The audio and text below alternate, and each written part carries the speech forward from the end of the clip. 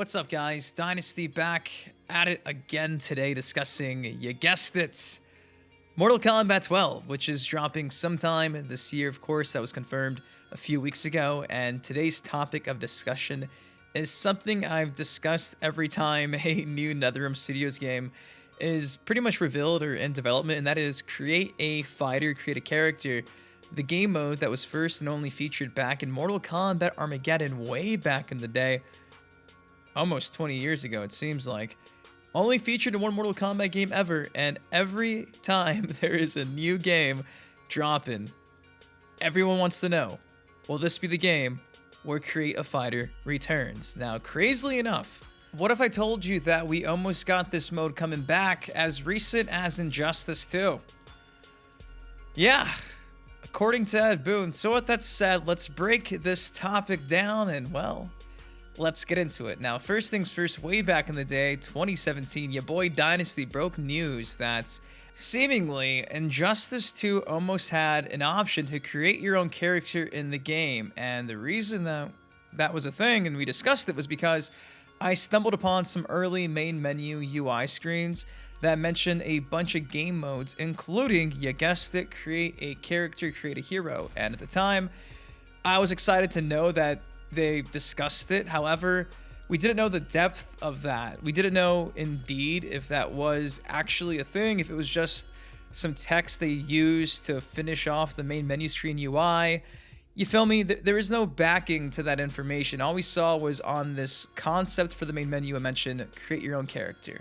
Years later, a few months ago, thankfully, 110% confirmed now that indeed at one point in time, they almost gave us this game mode. So back in October of last year, Ed Boon was doing another Q&A on his Twitter account, and he was asked, hey Ed, will you ever bring back create a character? And to that, Boon said, in the early days of Injustice 2, it had a create a fighter mode.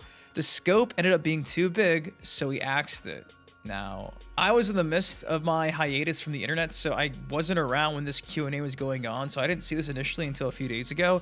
And when I saw this, my mind was blown because, again, other than me really making a video on it and showing off this main menu screen concept, we've never seen NetherRealm Studios or Ed Boon really confirm that it was ever really discussed too much, to the point where, again, it was going to be a thing, but it ended up being too big and they axed it. So how in depth did they get with this create a character mode? Who knows? But obviously, Mortal Kombat 11 comes out. That's not in the game. However, we have a crazy in-depth gear system. Now we got Mortal Kombat 12, MK12. And what's crazy is the response he gave this guy wasn't yes and wasn't no. It was simply, hey, we almost brought it back a few years ago. Is that leaving the door open? I'll let you imply whatever you want to apply because I don't want Ed Boon getting mad at me. Now, obviously, the big elephant in the room here is, okay, if they give us the ability to create your own characters, from a business standpoint, isn't this kind of like business suicide for WB and NetherRealm Studios? Because if we have the ability to create any single character we want in a modern Unreal Engine game, in the same vein as recently Soul Calibur 6 customization like Tekken, you feel me? What would be the incentive for us to buy DLC characters if we can just go to a community creations tab and download characters that don't make the base roster, or even characters that eventually become DLC but look slightly off than their official DLC counterpart because they don't have a certain piece of clothing, or you feel me? But like you've seen in WWE 2K, people can replicate DLC characters pretty spot on these days. So for me, that's always been the biggest hurdle. I know some people are concerned about the fact that, oh, you know, I don't want to see all these wacky characters in my online matches. It's going to take away from the immersion of the game. It's not going to give you that serious Mortal Kombat tone, though it is campy. Seeing somebody dressed up like a Ninja Turtle might be a bit weird. I get that, but personally, I think the biggest issue would simply just be the fact that it's going to cut into their sells. And you guys know, I know, if there's one thing that Warner Brothers is all about, it sells. Throw in the fact that Suicide Squad is delayed and Mortal Kombat, arguably outside of Hogwarts, is the only other big AAA WB published game dropping this year. I don't think NetherRealm Studios would have the ability to give us that leeway, give us the luxury and be like, hey, by the way, you can create any Mortal Kombat character you've ever wanted and every character that doesn't make the base roster. Oh, and by the way, no need to buy DLC because, well, you can just create your DLC in, again, said create a character mode. So for me, that's always been the biggest hurdle. Not necessarily the fact that it would quote unquote look too weird. I'm kind of indifferent to that. I've played so much Tekken. I've played so much Soul Calibur. I'm kind of immune to seeing characters look wacky and funny. Obviously, you could probably have like created characters only in player matches and have ranked play simply just be dedicated to nothing but real officially licensed characters and skins, premier skins, etc. And that'll kind of fix that issue. But again, I understand why people would not want to see Barney getting uppercutted off the top of the pit and falling on a spike. Like, again, I get it, but I feel like the pros just severely outnumber the cons. Like, dude, you could have any Mortal Kombat character ever. You could have any character ever. And for that reason alone, you'll never hear me say, no, we should never get custom characters back, because I think there's a great way to do it. I think if you just follow what SC6 did, you just grab a moveset from an officially licensed character, and there you go. You can customize a blank palette, use the moveset from an officially licensed character moveset, good to go. Problem solved. Player matches only. Boom. What's the problem? What's the issue? So yes, that's my thought on that situation. Do I think it's going to happen? I don't think it will fully happen. I think if anything, considering that Street Fighter 6 is kind of going that route in some capacity with their whole, I guess it's called like World Tour mode, where you get to customize your avatar. I kind of feel like that's what we're going to get. I feel like maybe, just maybe, just like we saw the Crypt guy in Mortal Kombat 11's Crypt, I feel like we're going to get a blank character like that we'll be using maybe throughout the Conquest mode, maybe throughout the Crypt mode, maybe throughout an online lobby. Maybe it's like a third-person mode, just like we're seeing with the Street Fighter game. Very reminiscent of NBA 2K's My Player, where you go realm to realm using your avatar. You feel me?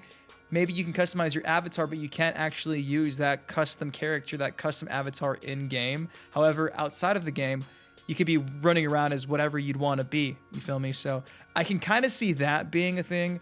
And though it's not officially a fighter, it kind of is a combatant, just maybe not completely playable, or at least maybe he's only usable offline, or again, in player matches. There's a lot they can do with this, but again, I just feel like their hands might be tied, because with Suicide Squad being delayed, with WB being who they are and what they are, I know they're not going to be a fan of leaving money on the table. When you do something like this is completely fan service here.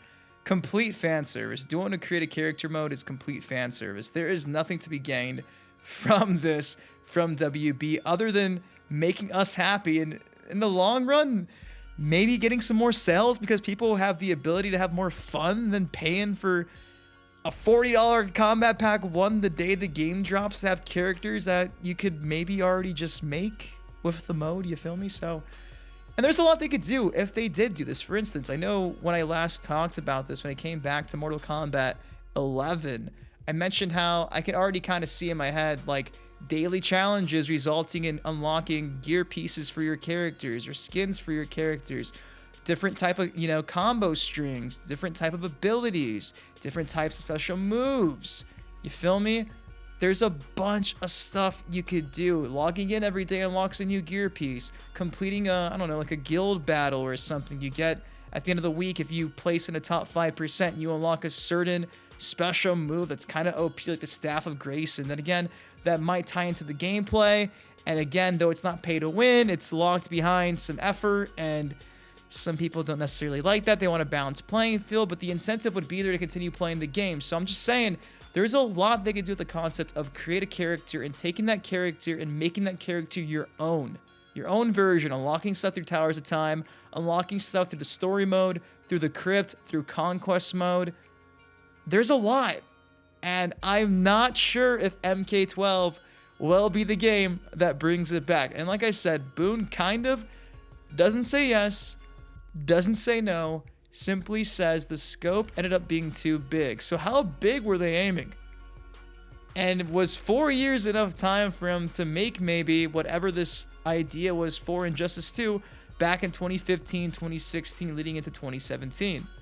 We don't know, but we're going to find out really soon. In my head, though, I can just see this like combatant profile where you slowly level up your combat card, and with every level you unlock a new ability, a new special move, a new finisher. You add another inventory slot to your character's arsenal. You feel me? I can kind of see this really being RPG-esque and having some depth to it. I think it'd be really fun. Unlocking your finishers, selecting your brutalities, your fatalities, your memes for your friendships, your animalities, your babalities. The possibilities truly would be endless. They really would be. Again, the issue is all the man hours to create said generic fatalities, stage fatals, finishers, etc. Or you just simply, again, do the SC6 route and just grab everything from a set character and transfer that over to just a new palette swap character model, which again would be the easiest thing to do. That would just be the easiest thing ever, and I personally would be okay with that. So, character ladder endings, will it be like Armageddon where you can go in there and write your own novel, and when you beat the ladder you just read off the novel? Or is it going to be the cloned characters' movesets ending? Are there default endings? Like, there's a lot of hurdles to get through here, you feel me? It's not as easy as just saying, oh, we'll make a create a character mode. Think about the balancing. How do you balance a character with a million different options? That sounds like a nightmare. We don't know if it's going to be variation based. Who knows? But what I do know is it seems like never say never, and crazier things have happened. So I'm not about to sit here and say it's never happening. So anyways, that's all I got for y'all today. I've been wanting to discuss this whole idea of create a character, create a fighter coming back to Mortal Kombat 12. With us now knowing that we almost had that in Injustice 2, the ability to create your own superhero. Could you imagine in modern day creating your own Mortal Kombat character? And of course, the entire NBA 2K My Player-esque route you could probably do online as well. The depth, hopefully not just filled with battle passes and microtransactions and locked behind paywalls, but they'd have to find a balance somewhere, right? So who knows, but I'm excited. How do you unlock X-rays, fatal blows, crushing blows? What do you do? How do they get their money? At the very least, though, you'd have any character you could ever want. I think that would be a dub. But guys, that is all I got for y'all today. I thought this tweet from Ed Boon was very interesting because, again, I've never really seen anybody discuss this other than myself years ago. And again, reconfirmed. It almost happened. So, hey, if they had more time for this game, if they're recycling MK11 assets, could this be the game? Create a Fighter comes back? Let me know.